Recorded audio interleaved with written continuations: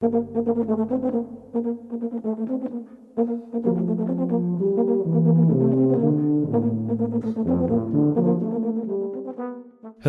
and welcome to episode 40 of the Brass Junkies. I am your host, Andrew Hitz, and I am joined by my co-host, my inspiration, Lance LeDuc. Lance, how are you? I feel inspiring. You sound it. Yeah, good. What am I doing here? It's a podcast. That's right. That's why I'm wearing headphones and talking into this mic. So today's in a bus station. Is what? In a bus station. In a bus, yes, absolutely. It's a very quiet bus station. Mm-hmm. Today's guest is crazy good, stupid good trumpet player Joey Tartell, who teaches at IU. And is just a phenom on the horn and as a teacher, as you're about to hear. I really enjoyed this interview. Yeah, he's a strange combination of trumpet talent, ability, and niceness. You don't see that all the time. It was No. weird. I kept waiting for it to creep out, and it never did. It's true. Yeah, we explored some cool stuff, from performing to pedagogy. Joey and I got into it about basketball. He's a huge. Oh, that's fascinating. Yeah, fascinating to hear you guys talk about sport people. Yep. Sport people. Yeah, there you go. That was my favorite part, was when Lance just leaned back in his chair because we talked about the NBA for a full about probably 2 minutes. So it's late in the episode, people. Yeah, plan your body right now. Yeah. So, I mean, don't get me wrong. I'd much rather talk about mouthpieces and heavy valve caps than the NBA. But no, it turns out that's actually not true. So, can you tell the nice people about other than subscribing to the podcast, which is super helpful, and leaving a review, which helps other people find the podcast. The listenership has been going up pretty much every month since we started doing this. So thank you so much to all of you who are helping to spread the word. It's awesome. But can you tell them the other way that they can help us to make the podcast possible? Absolutely. The other way you can do so is to join us at patreon.com, Patreon, and that's a way for you to throw some dollars our way. There are costs associated with producing this show, and if you're enjoying it and you want to be able to help out, we'd love to make that possible. So if you go to patreon.com and look for The Brass Junkies, you can contribute at as low as $1 per episode, and you can set limits on it, and you can add or subtract to that anytime you would like. And starting this fall, you're going to find, if you are one of the Patreon patrons, first of all, thank you very much. We have 14 wonderful, wonderful patrons who are making this possible, hopefully a bigger number by the time you hear this. But we're going to start putting up some content just for those folks. So we're going to show you some of the behind the scenes and what interviews we have coming up, and sort of how we make the sausage here at the Brass Junkies podcast. And the best way for you to participate in that and to help us out is to join. So I'd love it if you would consider doing that. And if you just want to listen, we'd love having you listen. We love the fact that we keep finding people who are enjoying the show. So you're under no obligation to do so. We just really appreciate it, that there are some of you who are interested in helping us financially. So thanks for doing that, and hope you'll consider doing more of it. You can also go to pedalnotemedia.com and then click on the Support the Shows tab at the top of the page. And that's another way that you can find your way to our Patreon page. And it really does mean quite a bit to us. And I also would like to thank Parker Mouthpieces for providing our hosting. Parker Mouthpieces offers fine, customizable component mouthpieces for horn, trombone, euphonium, and tuba, including the Andrew Hitz Artist Model tuba mouthpiece. What? And the Lance LeDuc Model euphonium mouthpiece.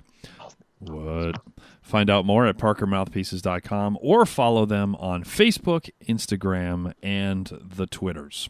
So without further ado, we will now get to our conversation with trumpet superstar Joey Tartell. And today we are joined by a trumpet player, by a humanitarian, by a huge basketball fan. His name is Joey Tartell, and he teaches at Indiana University. I almost just said University of Indiana, and I absolutely know better. I think it's early. Yeah, that would have been a problem. Yeah, I would have. Well, you just would have mocked me, and it would have been fine. How are you doing this morning, Joey? Oh, just great. Happy to be here with you guys. So you're one of the nicest trumpet players in the world, and yet right before we started, he was like, hold on, and he made a big deal of silencing everything, because I think he was trying to imply that he gets lots of gig calls like nonstop, so he was like silencing iPhones and beepers and iPads, and did I read that accurately? Oh, yeah, Saturday morning is a huge, huge time for booking me. So you know how just about all trumpet players claim that they can play higher than you and faster than you. Joey is actually one of them where pretty much whoever you are, that's true. So he just won't tell you, though. He won't talk to you about it. He just does it. Isn't it interesting and smiles and then on his way. How the ones that really can generally are just the ones that are doing it, and then they just enjoy watching the people who talk about it kind of go like, oh, crap, this guy again. So Joey, why don't you? I mean, all that us low brass players care about is high notes. So why don't you talk to us about how you can play so high?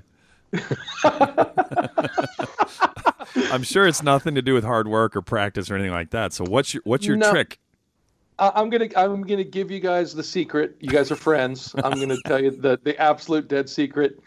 There is a secret mouthpiece, and then I'm the only one that has it. I do get that question. I do get the question an awful lot, and I bet absolutely, you do. I've been doing this since I was a little kid, and I'm the result of great teachers. So I had great teachers from 7th grade who said, "Hey, you should do this," and I went, "Okay, I'll go do that." And I was really interested, so I'd go home and practice. And then it was weird that somehow when you are interested and you practice well and you follow really good advice, that good results follow. This story is not checking out, Lance. No. Something well, that's weird. all we have time for today. So worst guest in Brass Junkies history. We could go. I can make up the magic mouthpiece stuff again if you want. Yes, please. I'd be very happy to go on. I've heard that these are things you're born with. In brass playing, it's really great that if your sound if it's fuzzy, you can practice long tones, and if your fingers are slow, you can practice your Clarks. If your flexibilities are bad, you can get your Charles Colin out. But if your range is suffering, that you are screwed because you're just born with that or not. Wait, I heard a rumor actually that your mouthpiece actually has heavy valve caps. Is that true? Yeah, of course. I actually have helium injected into the rim. That is some next level stuff right there. That's pretty good. He has answered this question before, Lance. And see, I thought I was maybe starting with a unique one. Yeah, I bet you get asked all the time because you can play higher than I can even hear, and it's with a good sound. It's like you look effortless, and you don't pop. Joey has played and I'm pretty sure still does. I just quit, but has played many Kenton big band shows with Boston Brass at Christmas time, and you can just be like, in a good lead trumpet way, laying waste to the band, and you look like you're watching preseason basketball.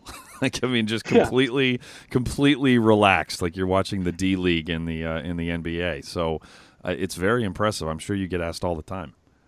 I do, and I appreciate the compliments, and we all have seen the guys that look like their heads are about to explode, and usually the sound goes with that. Boy, and I'm just in the back row hoping that it does. Absolutely. I know that guy has a family. This was the best gig ever. This guy looked like his head was going to explode. And then it did. This is why I love YouTube. It's both the best and worst invention in the history of music and music education. It's great. I just saw the other day it's a television show from BBC of Count Basie's band in the 60s. It's fantastic. So it's the best thing ever. And then any, Yahoo with a cell phone will show you, here's how high I can play, and just screaming out high notes into a cell phone camera looking like he's about to die. Well, let's go counter to our normal thing and get a little more serious. And You mentioned that you had 7 teachers that put you on the path. Did I make that up, or did I hear you say that? I don't know if I said 7 or several, but I don't know if I. Okay, let's go with 7. I think Lance is stroking out, Joey. I smell burnt toast. Did the lights just dim? Let's imagine that I heard 3, and pick 3 of those teachers and something that teacher what part of the road they pushed you down. Good question, Lance. That is a good question. All right, I'll take Barbara Butler. I did my undergrad at Eastman School of Music, and Barbara Butler for $400, please. Exactly. Certainly, she has no shortage of successful students. But what Barbara was teaching me at the time is 2 great things. One, to play the trumpet fundamentally well, which I just took that had to apply to lead playing, which evidently seems to be a minority opinion, but we'll come back to that. And 2, that you should actually be playing music. And here's one thing that is a dead true story. I showed up to a lesson, and one of my skills as an undergrad was being able to read fairly well. So I could read well, I could transpose, so I could do some of the technical stuff and hard stuff. I wasn't the most musical player in the world at all. So Barbara, knowing I was dating a singer, said, bring in one of her songbooks and play me one of the songs. And I put the song up, and as I took a breath, she said, stop, what's this about? And I looked at her and I said, I don't know, it's in German. Trumpet. So she said, well, how are you going to play this without knowing what it's about? I went, oh. All right, I'll see you next week. So I came in with the translation. I gave it my best. And then she pulled out an étude. And she said, all right, I'm going to leave you with this lyrical étude. I'm going to go grab coffee. You write words, and they better be good. So she taught me those 2 things were really putting me on a path of, oh, so music matters, not just playing all the right notes in the right order. That's good information. Amen. Yeah. I studied with, I did my master's with Gil Johnson, former principal of the Philadelphia Orchestra, all those famous recordings. He was still down at the University of Miami when I was doing my master's in jazz studies, but I was his teaching assistant. And I would come in there and play, and he was also a bit confused at why I would want to play in jazz bands, which I love doing. He came by rehearsal, goes, why do you do that? It's loud. But he along the same road was really in the encouragement of playing the trumpet well, just playing the trumpet well, fundamentally well. And so I took this to apply to everything. Like I mentioned with Barbara, that idea of, okay, if this works for orchestral players, if this works for, air quotes, legit players, everybody's favorite phrase, why doesn't this work for commercial players or lead players? And what I found is that it does, and that's sort of how I'm basing my teaching.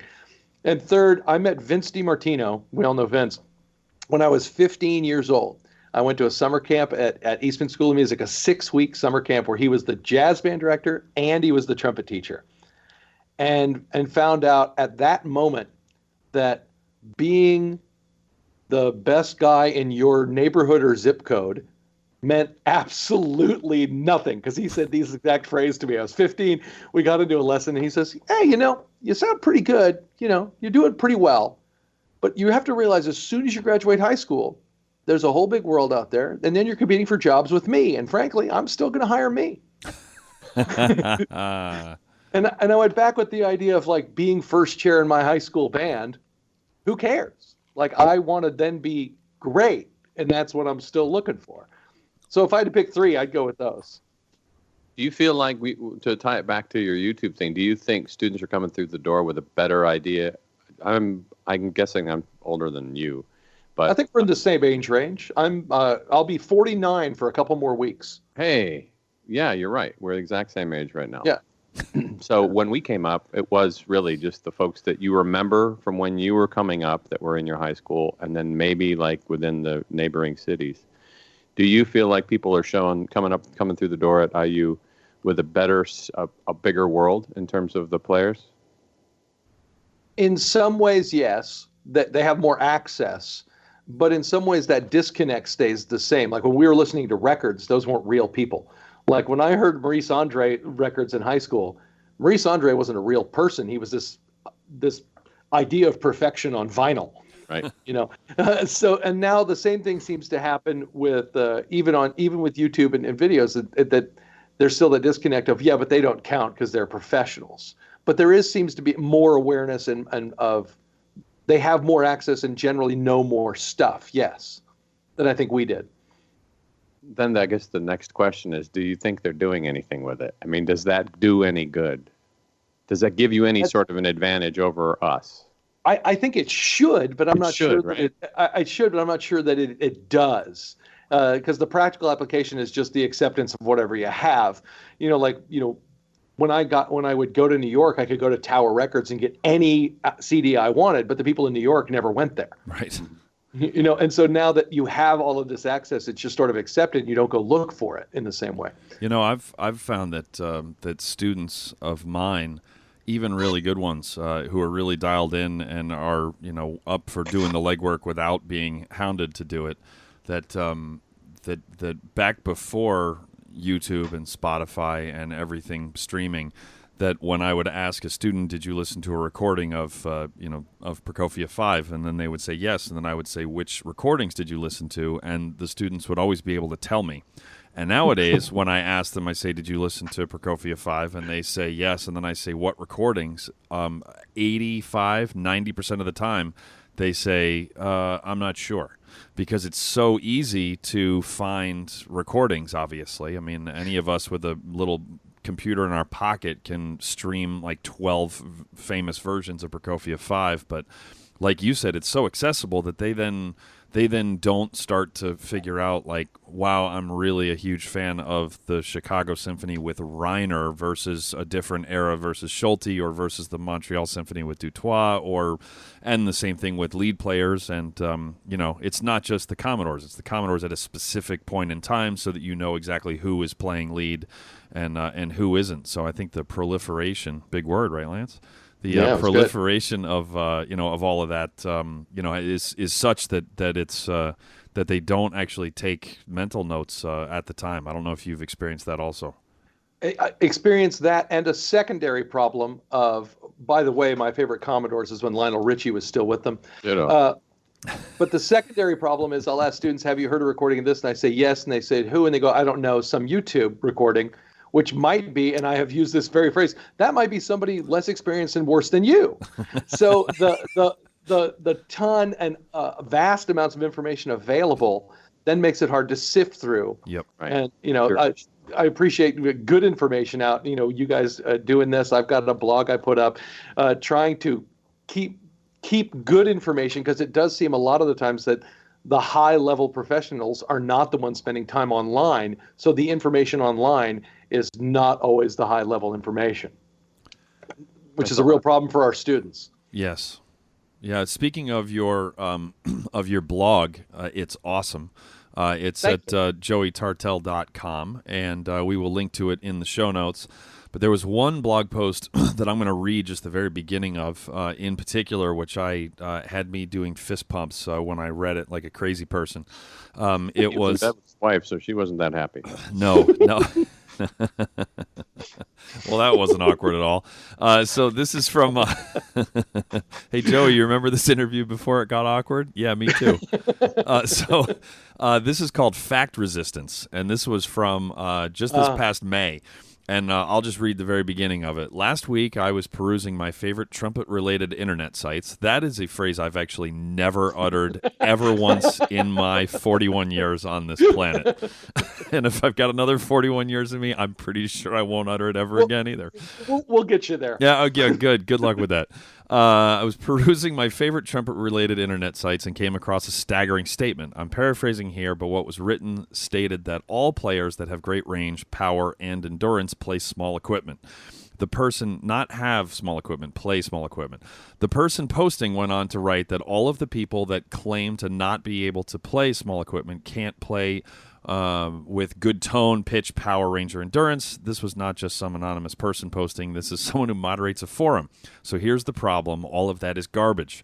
There are successful players with amazing range, power, and endurance on all kinds of instruments, on all kinds of equipment. That all successful people in this way play the same kind of equipment is a ridiculous contention.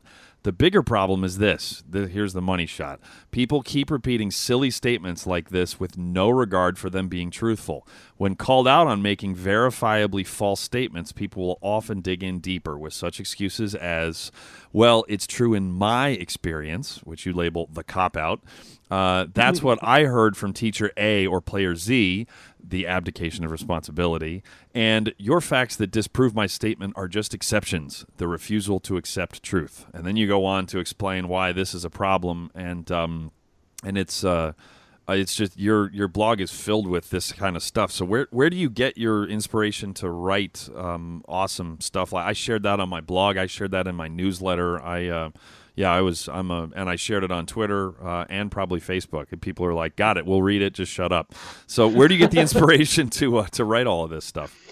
Well, first, thanks. I do appreciate it. The inspiration comes mostly out of frustration that our students are getting such bad information so easily. So, we'll hop on the very well-intentioned websites, forums that you think would be great places. The idea of these kinds of online forums are fantastic. It's an online community where we can come together and have real discussions about real things and should be passing on great information that often turn into, I've got more time to post than anyone else. Right. So people post 1,000 times a week, and that loud voice gets heard, and then gets credibility just because it's heard so much. And that bad information that keeps filtering out. I just in the ideal world, I want things to be fair and I want things to be right.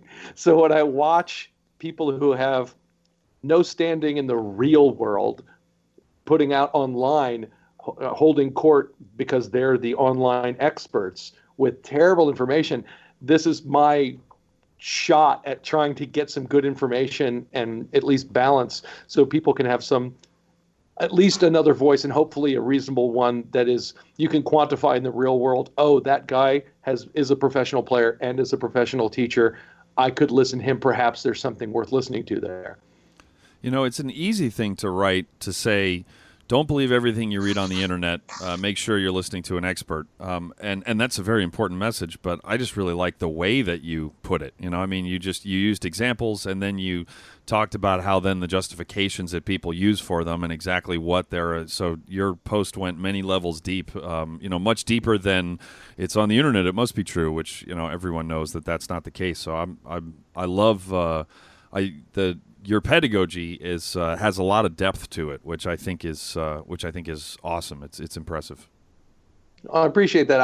I really think of myself as sort of a nuts and bolts guy, where I'm very practical. So if I'm telling my students, there have been teachers in the past, and amazingly successful teachers that will get into, I want you to think and imagine, and those kinds of teaching tools I use and are very valuable. However, I do think when you tell a student something, and if that student asks you why, you should have a really good reason. So there does need to be, I'm asking you to do this exercise for this purpose. And there are teachers like, just do this exercise, don't think about it, and come back, and everything's going to be fixed. And for the student who may not, there are students for whom that works very well, but for the students that are like, I guess I'll just keep banging my head up against the wall, and I don't know why my head keeps getting sore. So, they really need clarity. So I do think of myself, I try and make things simple. I try and make things easy. I think trumpet playing is relatively simple. That doesn't make it easy, but it's a simple concept. I mean, we're all brass players. We blow into a smaller end of a tube and sound comes out of a larger end of a tube. It's not exactly rocket science. But we make that really complicated, and there's a lot of voodoo introduced by pedagogues all over the world that, you have to imagine this, or, align your chakras and cleanse your auras and, face north by northwest while you're playing at 6:58 in the morning, or nothing's going to work. I thought you said clench your auras for a second. Like, there's the high notes. He didn't intend to tell us the secret, but he just did. You can't clench them until they're cleansed. So, and only then can you really get that working right. Oh dear! But that kind of voodoo really gets in the way, and there are lots of students that walk out of, well-intentioned programs and well-intentioned teachers with no idea of what they're actually doing. So for me, I really want to be very practical. So I want to break that down and make it as clear as I can. What's the list of materials that you have the newbies that come in the door? What sorts of stuff do you have them doing? Walking in the door for me, if you have an Arbenz book and a Clark Technical Studies book, we're going to be good for at least the first semester or maybe even the first year. There's plenty of unbelievable stuff, and there's a reason those books have been around forever. They're absolute staples, and I believe they will always remain that way, regardless of major. There's enough stuff to start there, and I have exercises of my own. I'm sure you guys do as well. Stuff that I've written out that I'll print out and say, hey, I see you're doing this. Let's try this.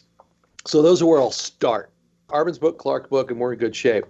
And then what's the trajectory of and you can interpret the word ideal any way you want. The ideal student that comes in the door and leaves as a serviceable human being is kind of my goal. I don't really care if they can set the world. Like, I don't expect that they're going to become a soloist necessarily, but I want them to be a serviceable human being and musician. What's that trajectory look like for you? What do they have in common? What do they do? What do they spend their time on? What pitfalls do they avoid? Those kind of students are ones that either walking in the door or soon after walking in the door have an idea of what they want to do. So because there are students come in like, I don't know, I guess trumpet's cool, and they play well. And 3 years later, like, I don't know, I guess trumpet's cool, and they might play better. But those students are harder because they're not going anywhere, for lack of a better term. And some of those stumble into jobs. I think we all know people that are sitting in pretty good jobs that basically like, I don't know, trumpet, good. And they make a career out of that. But from the student perspective, if they decide early on or walk in the door knowing or early on decide this is where I want to go, whether that's, performing, teaching, change of career, doing something else while they're still playing trumpet, like I said, it doesn't matter to me. But the idea that they have an idea of what that is, then makes it much easier to work with them towards that goal, because those students generally were also driven and motivated to get to that place. For the students for whom that's a little fuzzy still, how do you help that student get onto one of those compass points? Well, and this is where I use a big advantage. We're a giant Big Ten school and a large music school with a lot of opportunities and a lot of variety. So, I'll ask them, what are you looking to do? And like, I don't know. Well, let's try some things. So, you came in and you played in concert band your first semester. Have you thought about playing in a jazz band? Oh, maybe I'll try that. Have you done any chamber music? You really should be doing that. Let's get that going. And just kind of pushing them into trying as many things as they can to see what pops. Have you met any composers? Have you seen any new music? Have you written anything yourself? Opening up as many doors as I can to see if they'll walk through any of them. And now here's you teach master's students as well and doctoral students? That's correct. And then I see a microcosm of that same phenomenon happen at the next level. Do you see the same thing? And how do you help those folks? Because you have half as much time usually. Yes, master students are the hardest. 4 semesters is a short time to turn a student around. And doctoral students are their own distinct pain in the butt. My own doctoral students have heard that from me, so that shouldn't surprise them should they listen to this. But most of the time, the doctoral students that I'm getting here have a fair idea of what they want to be doing. If they don't, I'm on them on the way in the door. And with older students, you can be a little more firm, a little more demanding that you're going out, you're walking into the professional world. You shouldn't be in school forever. What's next for you? And then really, that's something that might begin every lesson. So what do you think about next? What are you doing next summer? What are you doing over break? What are you planning? What are you putting together? What are you building? So then let's just take that another step further. How do you see our industry is changing? Right. How do you see that changing? Where do you see it going? What are your thoughts on how do you equip them to go swim in any pool? And that's the hard one, because like when we were coming up, now that I know we're the same age and that Andrew is still a teenager, I think. Is that right? So much life ahead of me.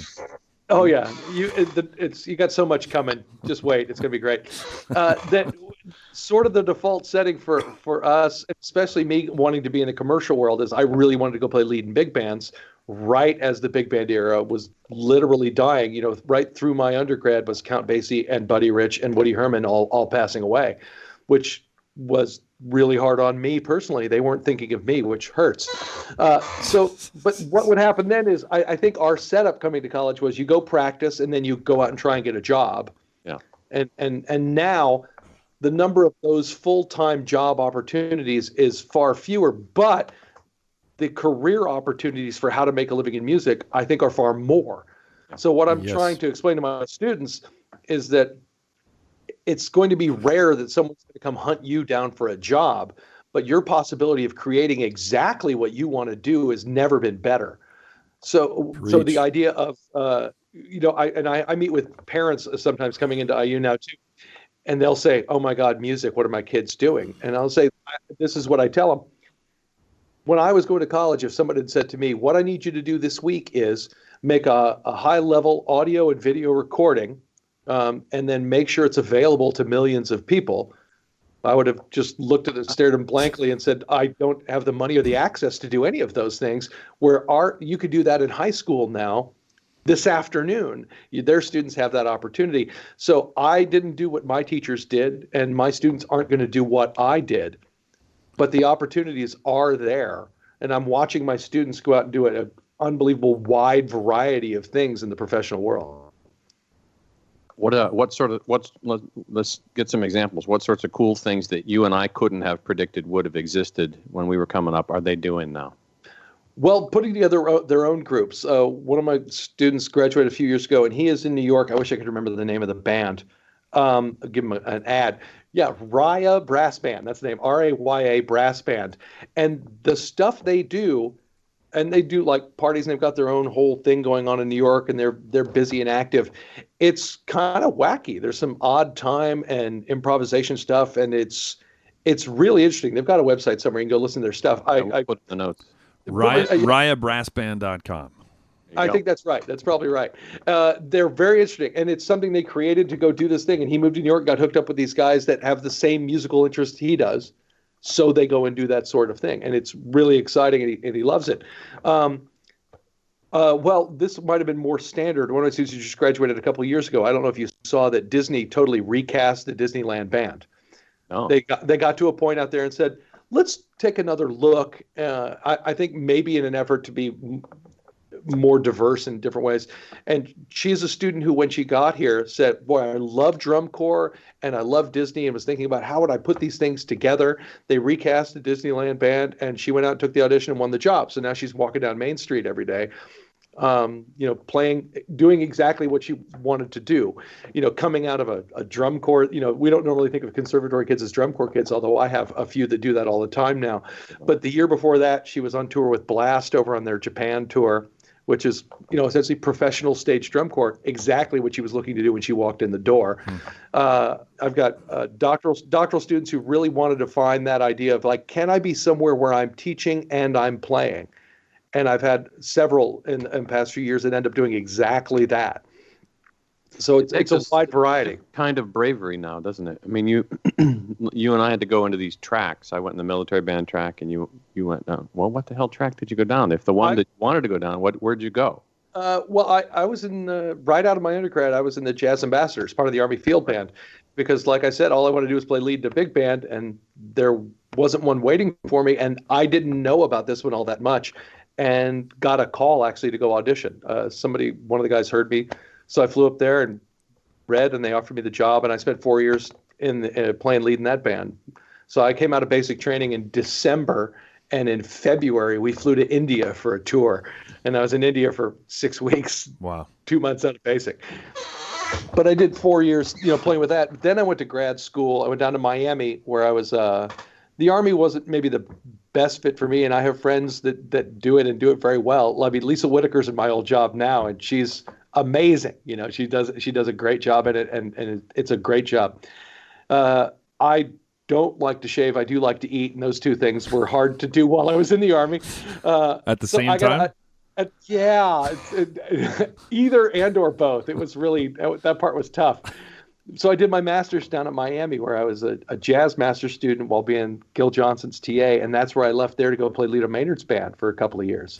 That's not so bad. And it was great. I thought I was probably done with the road, but you get that phone call and just, it was amazing. It was great. So I did almost 2 years of that with a CD we recorded, 4 continents we did in that time. It was great. And then I got off the road and taught kindergarten for a year, because I think that's the normal progression. Mm-hmm. Is that I went down one level of maturity and teaching undergraduate trumpet, and then I kept going down until I could teach college. I actually moved to Chicago and started freelancing a lot. And everywhere I was going at that point, I was teaching. I was setting up teaching. I really loved teaching, and ended up here. You went from the Army to grad school to Maynard's band to teaching kindergarten to freelancing to IU. Pretty much. There's one more stop in there. I actually was teaching at St. Joseph's College in Rensselaer, Indiana. They're the first ones.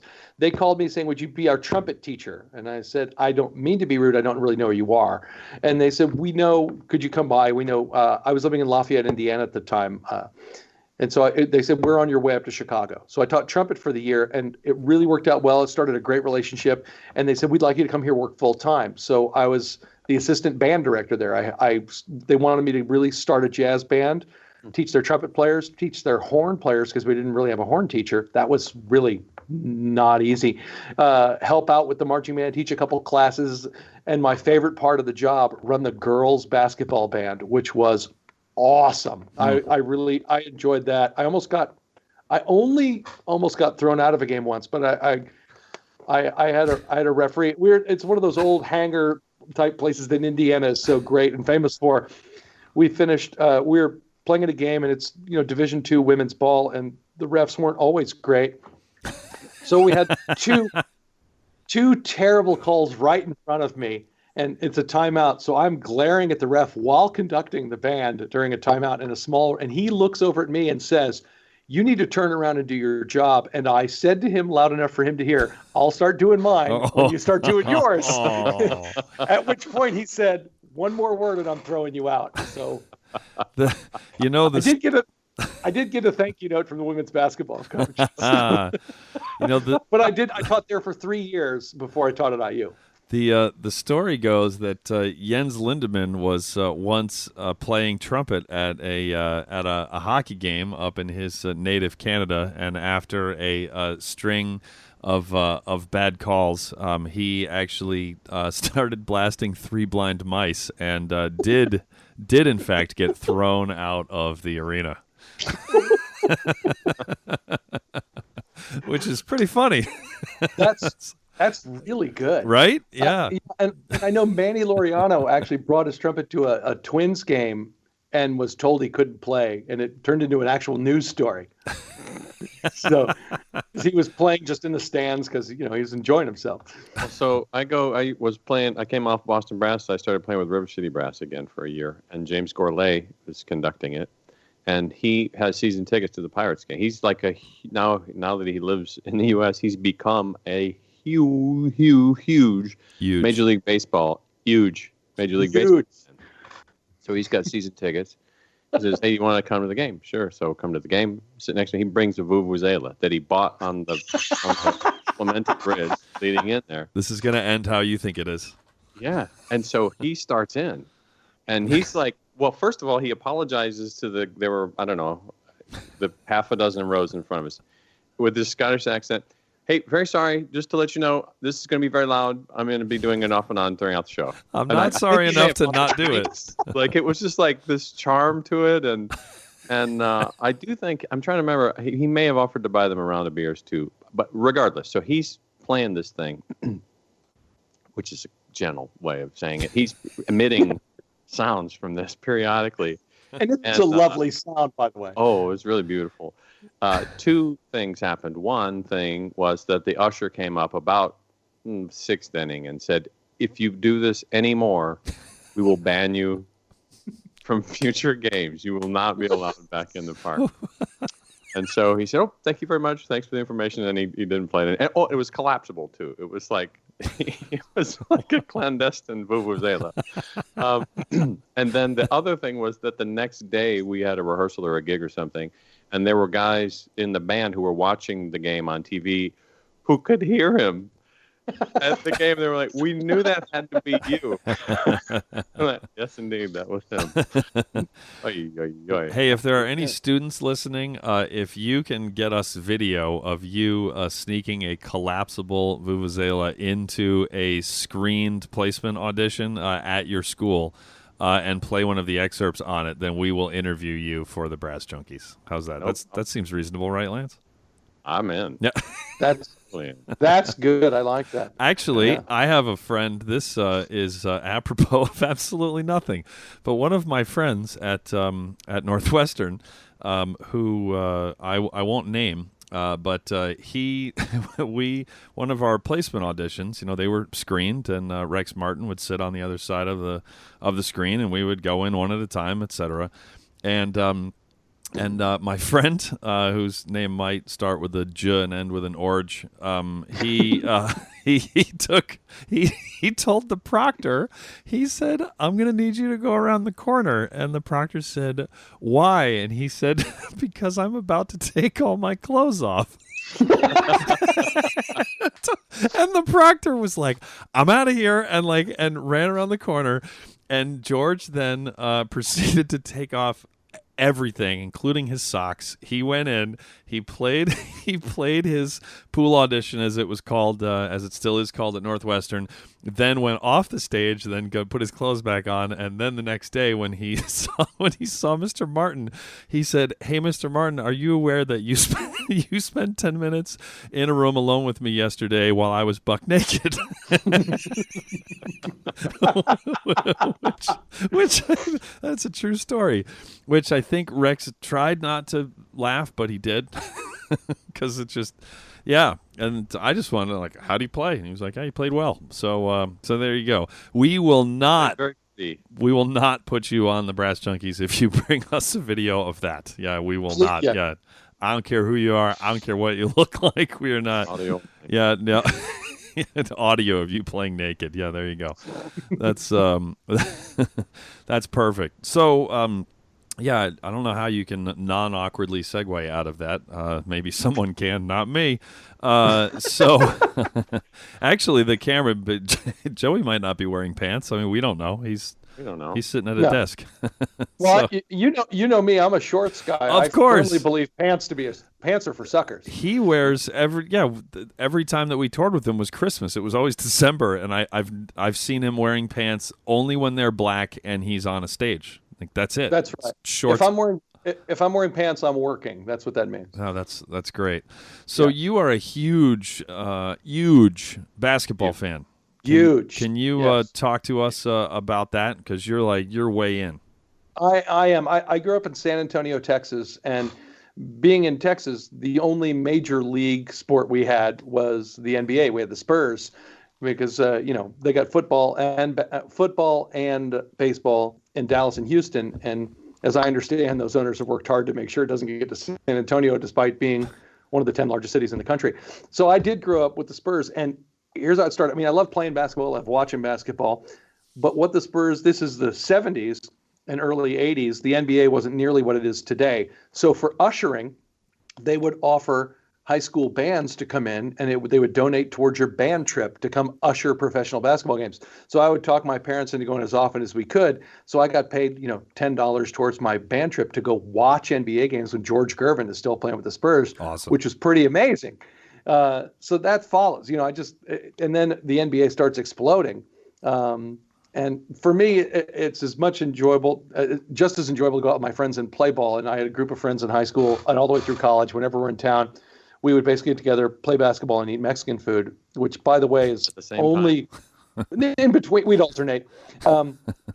Which, by the way, the only place, a free throw and a taco, and a free throw and a taco. And the only place you can really have good Mexican food is Texas. That's my own personal bias. I don't bother eating it when I'm not there. And Mexico. No, they don't know what they're doing. My first tour to Mexico is really illuminating. I went in going, "Oh, this is going to be easy for me to eat," and I'm like, "What are these people doing? They don't know anything about Mexican food." It's much different than the Texas stuff, isn't it? Yeah. But growing up in Texas does that. They just call it food there, though. They do, and that's the problem. I think that's the problem. So the basketball love has been lifelong, and so wherever I am, where I've always dug in, which is I think one of the reasons IU is maybe even a perfect job for me, not just trumpet wise. It's always been a great music school and a great trumpet school, but a great history of basketball as well. Of course. So college ball, pro ball, I'm always dug in. I'm wearing actually right now Kevin Durant's shoes. I'm not sure if we're going to talk NBA just for a second. I'm not sure he's going to make them better. You can bring this back a year from now and tell if I'm an idiot or not. But it seems him going to Golden State gives them more of what they've already got. It's going to be fascinating to watch, isn't it? Yeah, and there's still only 48 minutes worth of shots to take, too. So it's going to be very interesting to watch.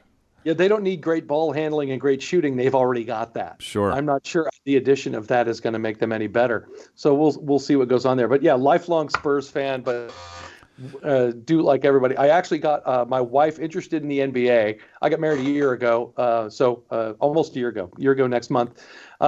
She's not a big sports fan, and she grew up in Ann Arbor, so she's a Michigan. That's problematic. She didn't go to Michigan, but growing up there, it happens. And we live in Bloomington. You have to be an IU supporter. But she teaches Montessori school. And when I told her that Steph Curry's mother had started a Montessori school at which his grandmother was the cook, she's like, okay, I like that Steph Curry. So now she's a huge Golden State fan. There you go. So you married a Michigan fan and a Golden State fan. That's good, man. Yeah, good going. Yeah. Speaking of the NBA, I remember the 96-97 season when the Celtics had the worst record in the NBA, and then the ping pong balls screwed us out of the greatest power forward to ever play the game. Not that I'm bitter about that. I think those ping pong balls did a great job that year. Those and ping pong balls are crap. Today, IU is playing Wake Forest in football because the player you're talking about was graduating from Wake Forest that year, and that young Tim Duncan came right over to the Spurs. Yeah, I remember it well. So yeah, that was right before Rick Pitino set the franchise back another decade. So yeah, that was those were really, really fun times for. That was when the Red Sox bottomed out. And the Patriots were good, but couldn't quite get it done at that time. And the Bruins were making the playoffs every year for 30 years in a row and hadn't come close to anything in 10 years. So, but other than that, it was a bright time in my life. So, but speaking of Celtics, actually success, did you guys see Garnett's retired officially? Just last night. Yeah, he was. What an incredible player. So he's one of my all-time favorite Celtics, which is saying a lot. That is saying a lot, but watching him stuck out in Minnesota as the only great player on an incredibly mediocre team. People talk a lot about switching teams and going for titles and going for rings, but watching him move to Boston was right. Yeah. That guy deserved a great team while he was still playing great. That was really something to watch. He was his junior and senior years of high school when he played in he grew up in Chicago. Those were my freshman and sophomore years at Northwestern. So I was kind of following him through his last 2 years in high school, and then when he got drafted right out of high school, which was not common at the time. No. And was he the first? I'm not sure about that. He was right towards the beginning of it, if he wasn't first. Right, he was early. Yeah. Yeah, he was. What an incredible career. So, hey, Lance, what do you think? Do you think that do you think Pittsburgh's NBA team has? I dozed off there for a second. What happened? Well, come on, who Lance. Who are you talking to? Now, Lance, pardon me, ma'am. Who are you? This is the guy that stole. Lance, you must know the movie, and this is an incredible movie. If you haven't seen it, go find it. The Fish That Saved Pittsburgh. Have you seen it? It's the Dan Aykroyd. I saw it in the theater. Yeah, because wait, Dan Aykroyd's not in that. Yeah, I think so. No, this is about creating a basketball team around the zodiac signs. Mm-hmm. Yeah. Dr. J's in that. I saw it at the theater. Yeah. Yeah, exactly. And there's Pittsburgh and basketball. We've tied it all together, right? Did that work? Absolutely. Did I pull that off? Absolutely. Riveting crass talk. So, Joey, what kind of gigs are you taking these days? Are you playing on the road much, or are you? Here and there, I've fallen into, and I think it makes sense, playing lead for Pops orchestras an awful lot. So, the idea of the Pops orchestra used to be light, orchestral pieces and has turned much more into completely commercial, depending on the orchestra or the show. So obviously I do that a fair amount here in Indianapolis. 2 years ago, I did their entire season. They were looking for a principal trumpet player. So they said, just give us the whole season, which was great. I enjoyed doing it. I like working with those guys, and they liked having me. So this year they actually have a new principal trumpet player who's just starting out. And I played with him once this summer. Really nice guy and terrific player named Conrad Jones. So, but I'll do some. I was just in Houston 2 weeks ago playing with the Houston Symphony. I have a good relationship with those guys. Mark Hughes said to me, like, if this is where Pops is going, listen, keep coming. We love having you. So, which I liked quite a bit. He came out to see the show we were doing. Linda Eder was doing a whole show of Judy Garland tunes, and Mark came to see the show and was very complimentary, which is very nice. I'll occasionally go play with St. Louis every once in a while when they need somebody, or Cincinnati. And last year I was down in Naples to do some of these. One of the things coming along is playing soundtracks live to movies. Right. Yeah. Which, depending on the movie, is not exactly what a lot of orchestral trumpet players are signing on for. Yeah, no kidding. And so, like we were talking about, essentially, I came up, I went to Eastman and I studied with Gil Johnson. I'm essentially a, for lack of a better term, trained orchestral or classical trumpet player, but I really like playing the commercial style and lead as well. So those things together seem to work well in that setting. So that's been something that has been more and more part of what I've been playing over the past few years. That, and I'll do a fair amount. I'll do some guest artist things here and there. I'm going to be a guest. Where am I going? University of Kansas in November as part of their guest artist series with their wind ensemble. I'm going to be with the University of Delaware Jazz Band in March. Going out. A high school that just called me in Austin with a great setup. They do a solo competition for all 300 band students. They get down to their finalists and bring in a guest to help coach them and then perform on a recital. So some guest artist things, some things. Whoever calls, I'm always up to go play. I thought you were going to say that they get down to the finalists and then they invite a guest artist to also be a finalist. Oh no, I'm not going to the competition. Get a pie to the semifinal. Right? That's how they do it in Texas. Yeah, exactly. I just go down there for the tacos. Yeah. So. It's funny, we talked about you thought you were going into this one track, and so you prepared, you were interested in this one track, and then you studied as an undergrad, and then now the culture has changed, or the environment has changed, where there's these pops orchestras that have this need that you are uniquely positioned to fulfill.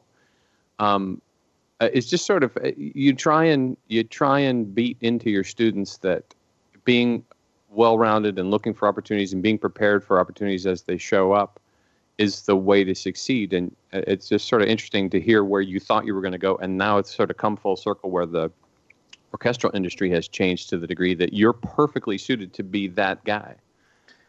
Yeah, and I had teachers young, saying, well, are you ready to take some orchestra auditions? And that's not the route I ever really wanted to go. Right. I wasn't looking at being a full-time orchestral player, and I really, love playing big bands. And I did get the opportunity to do that. I was out on the road playing lead with big bands for a while. But coming off exactly what you're talking about, I mean, I love playing trumpet. I'm one of the biggest trumpet geeks you guys are ever gonna meet, as you guys well know. But the idea of being able to play a variety of things, and this gets to a difficulty with pedagogy, because there are people that want to do one thing. Like, I want to play in an orchestra and that's all I want to do. And I'm not begrudging that, because then sometimes we say, well, you need to be well-rounded and versatile. And I think that's a good idea, generally speaking, because I think some of the best players that we look up to, we look at their histories and they're fairly versatile, even though we know them for one particular thing. I studied with Mel Broyles for a year, who is best known for playing in principal in the Metropolitan Opera. And boy, he loved it. And he knew all of that opera stuff. But boy, he loved big band lead playing. He would talk about, I love those guys. I love doing that stuff. I miss being able to play with the dance bands. So that idea, I think that versatility thing has gotten more narrow in the last 20 years of, if you want to do this, then you have to only do that. And I think that there's some problem with that, because I think being more versatile in some ways prepares you better for even a specific and narrow career, if that's what you want to do. I completely agree. Yeah. Well, and we have those guys that our colleagues that they They don't even hear what we're talking about. There's one path, and that path is to following me into this orchestral position. Right. And onward ho. And if that's not where you're going, then you're not really in music. Right. Yeah. Then you've somehow, given up or sold out or compromised. And I don't believe any of those things to be true, and especially when we look at the history. But to be fair, it's harder and harder to win an orchestral job now. And there have been many guys in and out of the industry that talk about that winning the job isn't nearly as related to playing the job as it used to be. Right. So really the study now is how to win the job. And then once you win the job, then you have to figure out how to actually do it. Right. Mm-hmm. Other than that, it's super straightforward. Oh, other than that's a piece of cake. Well, I'm glad we solved that. Yeah. All right, what's next? World hunger. Yeah, go. Right. Well, I would say Mexican food, obviously. Well, yeah, yeah. We need to. I guess that should be the next thing is teaching Mexico how to properly teach how to. Mexicans need to be able to teach their own food better. Yeah, that's good. So just come up to Texas and they'll take care of you. There you go. There were a bunch of directions I could have just gone that would have made, I think, most of the audience really happy and a few people really mad, so I'm just going to keep my mouth shut. All right, so anyway, Lance, I'm maturing. Can you believe that every once in a blue moon I have the self-awareness to not say what I thought even when it was going to be really funny? One incidence of a thing is not indicative of a trend necessarily. Yeah, but one's a lot more than never. Okay, I'll give you that. So anywho, speaking of Three Blind Mice, which we weren't, you, I'm sure, have heard about our dear friend Jens Lindemann, who has been undergoing, it's actually been a while now, hasn't it, Lance? He's having some huge problems. That's how Jeff Conner, by the way, says. He doesn't say H's, so it's Houston, Texas, and it's huge, so that's why we always keep saying that. I try to never explain the inside jokes because then people are like, that's not funny. No, it's not funny, but we just keep driving into the ground. So and also sort of it then isn't inside. Well, there is that. We like to. It's an outside joke. It's an outside joke. We like to bring our audience into the fold, and then they're like, "Why did you do that? It's really not nice in here." We like it out of the fold better. So Jens is undergoing some real serious job problems. So I'm wondering if you have any advice, any support, any wisdom, what you might say to Jens, since he listens to every episode. Yeah, I have been. I have heard, and I have been meaning to call him. It's a real worry. It's a real problem with a lot of trumpet players as they get older, as Jens is.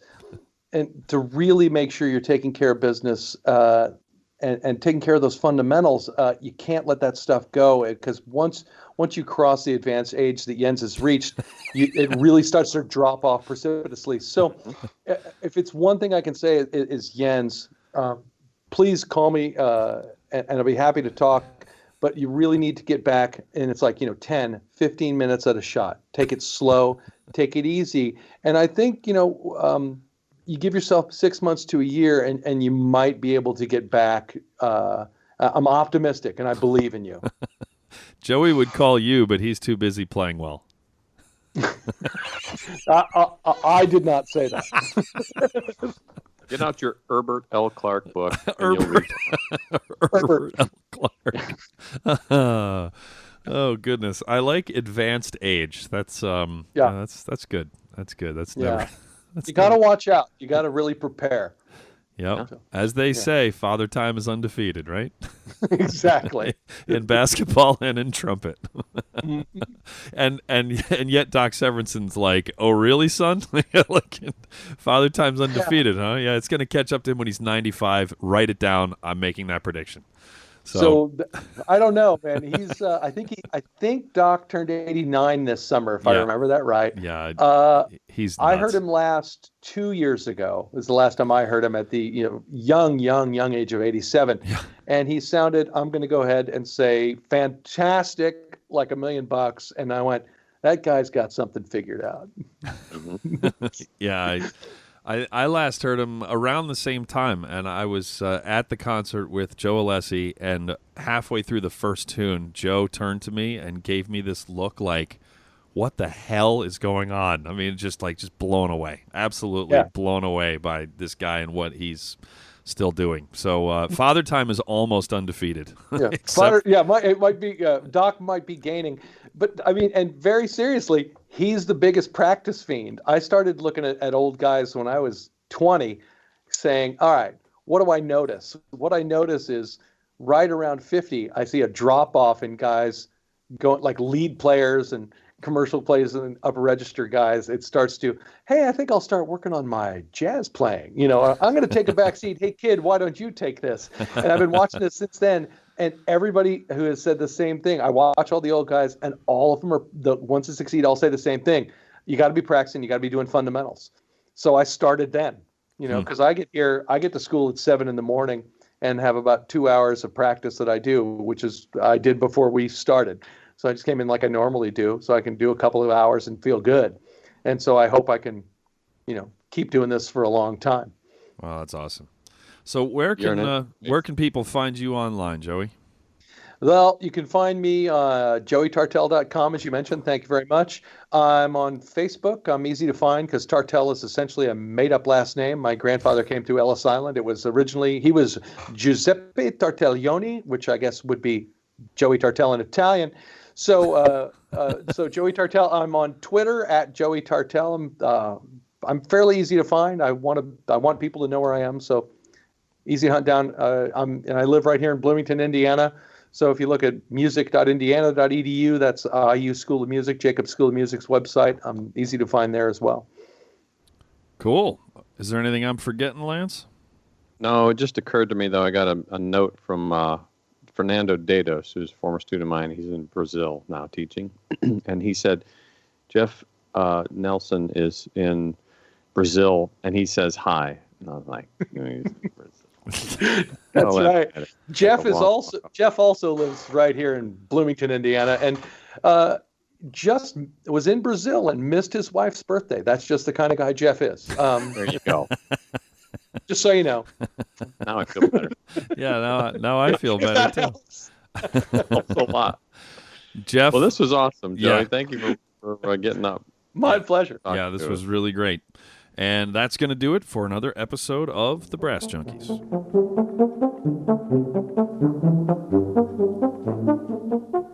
You've been listening to The Brass Junkies on the Pedal Note Media Podcast Network.